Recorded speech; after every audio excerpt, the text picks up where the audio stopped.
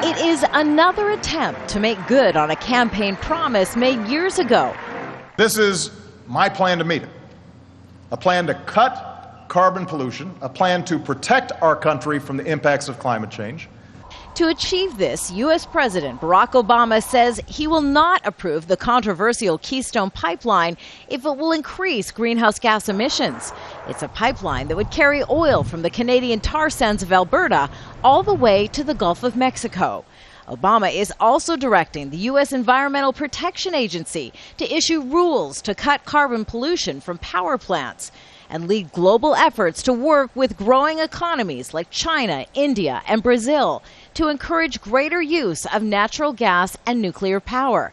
The Obama administration also plans to coordinate with regional U.S. governments to prepare for the impacts of climate change. Obama says the goal is to reduce U.S. carbon emissions to 17% below the levels seen in the U.S. in 2005. So using less dirty energy, transitioning to cleaner sources of energy, wasting less energy through our economy is where we need to go. But the proposals are already getting pushback from Republicans. They're annoyed the president is using executive orders to push his plans through. That means they don't require congressional approval.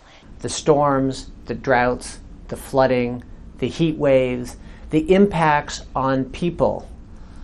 At a certain point, everybody, no matter how conservative a member of Congress, is going to start paying attention to that.